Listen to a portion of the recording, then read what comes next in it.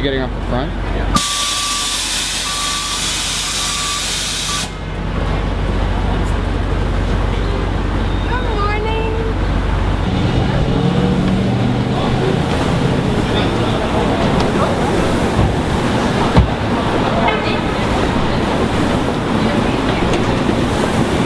Coffee, anybody?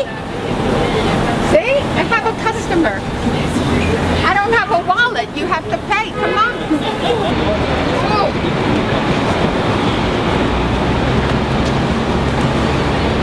Okay, have the coffee. We're set to go.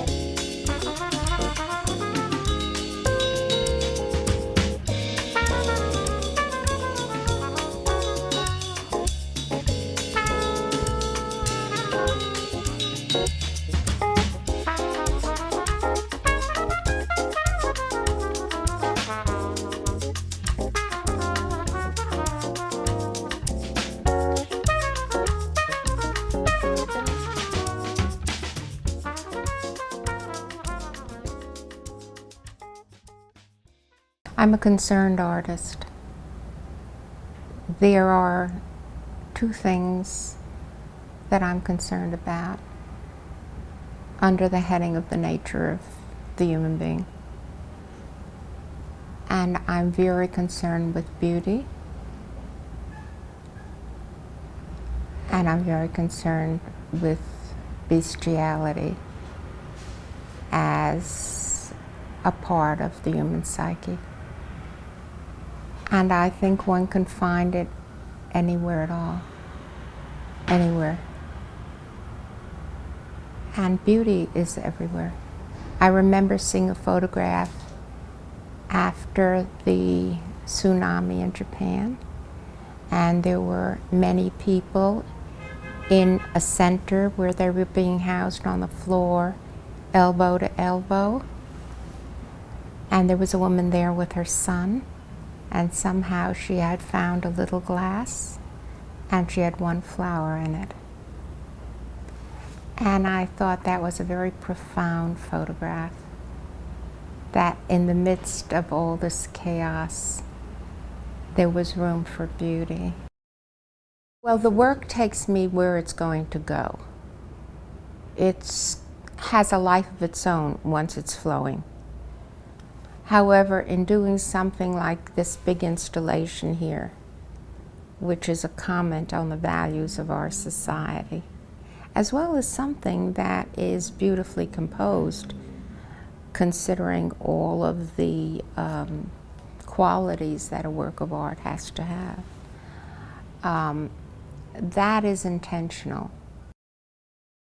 My work is not about the thing itself.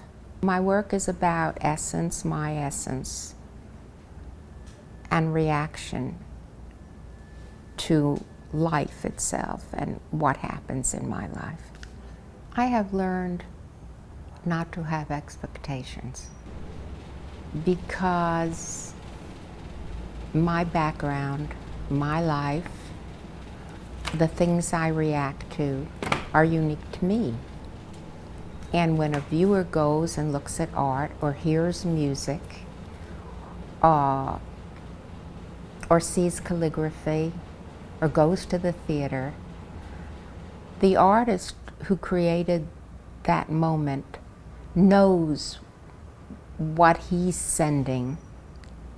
The viewer may understand it on the artist level and get a message from it, but he has a different life.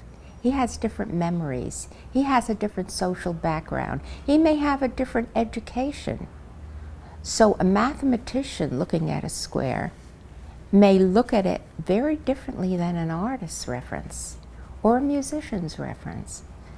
And every person brings who he is to looking at art. It was Bonnard said, there is a stupid way and a smart way to look at art. The stupid way is like this. The smart way is to take your time and look at it. And my work is contemplative. You don't get it right away. So you might go right by and say, oh, those colors are very nice. Someone else who has a different temperament and background might stay and study it and hear the music.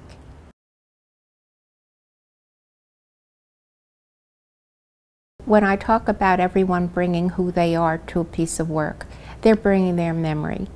And my memory is part of who I am and has formed me.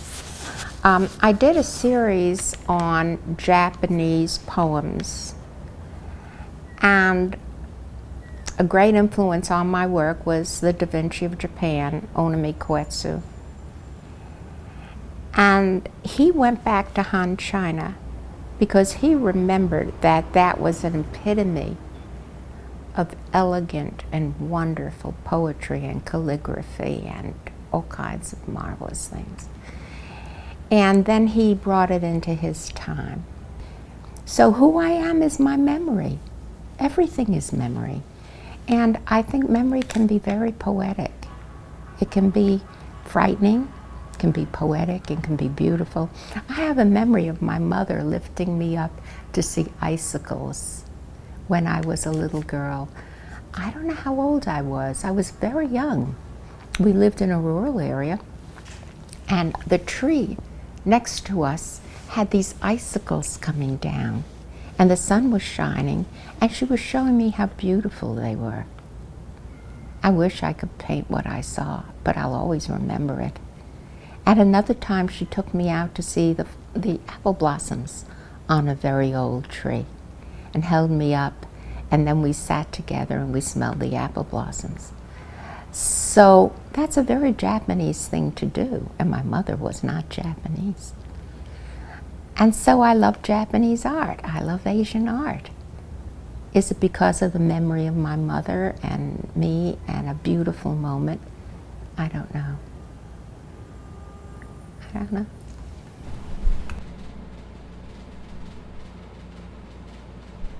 I like being alone. I turn on my music and this becomes an oasis. I know the city's out there, but when I'm working, and particularly when I work on something very large, it becomes my total reality. When I'm here, I don't think about anything but my work. And this is my world. This is my world. I forget myself. I forget to eat. My friends say, can I see you? I say, you have to come to the studio because I don't want to leave it. I like to go to art shows.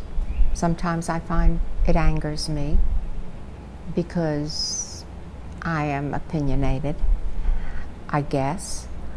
But I also do not find it important now to be with other artists because I like this world I've created in which I can create.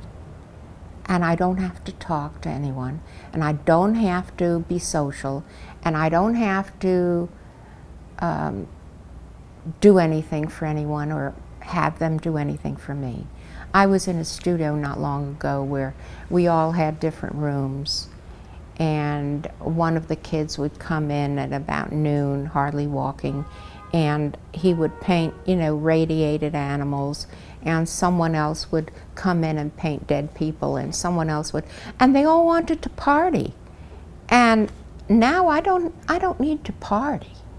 I need to work. I'm very concerned with man's inhumanity to man, and the violence against women and children all over the world has never ceased from ancient times to this time.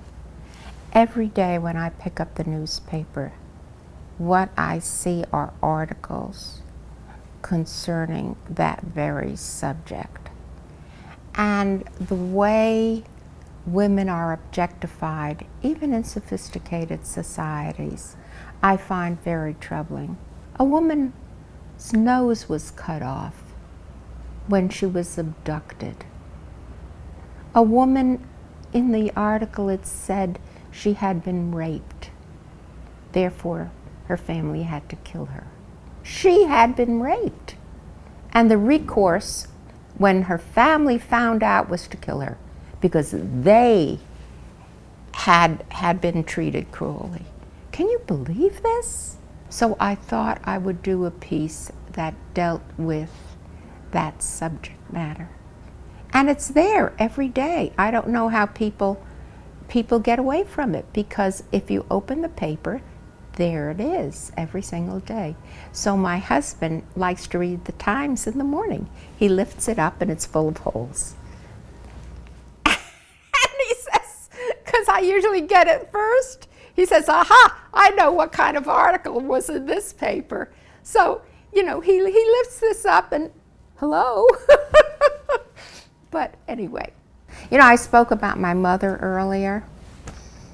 On Friday, she would work very hard getting the house just spick and span. And when she was really tired, we would go to the movies. And I was a very tiny girl. I remember this one time. And they had something called Movie Tone News that no longer exists.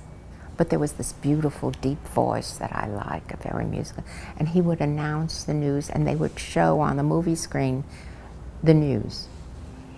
And I don't remember anything of what I saw except one time when she said to me, don't look.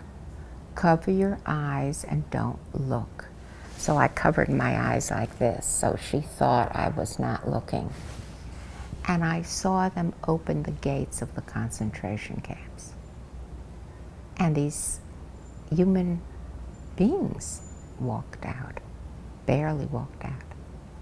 And there's that dichotomy. Once again, my mother showed me the beauty of the trees in the winter and the spring. And then we shared an experience which she was not aware of, because she really thought I was such an obedient and good little girl that I wouldn't look. But I shared it with her. So there's that dichotomy of beauty and bestiality. I work in sadness. I work in pity. Sadness that society of every kind in the world will purvey this sort of thing, and pity for those who are innocent and part of it. Just as I feel pity for and sadness for the African children who are made to be warriors. They're abducted, they're abused, they're given rifles. They're 8, 9, 10 years old. They're taken from their families. I did that little statue of the warrior. And he's penetrated all over by nails, this little African boy. And he's painted totally with a fork to show brutality and penetration. And he has a halo, but it's a barbed wire because he's imprisoned. And his hair is orange because of the kwashiorkor. And how can one not react to those kinds of things that are going on all over? Every Rothko sings to me and is a religious experience. Every Rothko. Doesn't matter which one it is. When he became the great Rothko, the abstract Rothko. I have tremendous respect for Alice Neal. I have tremendous respect for Louise Nevelson. I have respect for Noguchi. His work resonates and takes on a life of its own. It doesn't become what it is. It becomes something poetic and different from the material. That's a good question, because when I was a student, I never knew when it was finished. And I can remember a professor coming over to me saying, "Rosalyn, leave it alone, it's done. This is the third painting you've done on top of that painting." And Matisse every night would have his daughter and wife scrape off the painting because he wasn't happy with it. And he would paint again. Other artists repainted and painted again and added or took away. Matisse happened to take away. I used to add and add and add. Maybe I was going after the layering that I finally came to. I don't know. But now I know when it's finished and stop. And I know that what I was doing on one canvas was the same as what I'm doing now, only now I allow it to lead me to the next canvas. I can't wait to start the next one because the ideas are already there. I mean, it's always percolating. I think about art all the time. As a matter of fact, when I close my eyes, I see paintings. I see color, and I see all kinds of things that happen in my head. Does that not happen to you?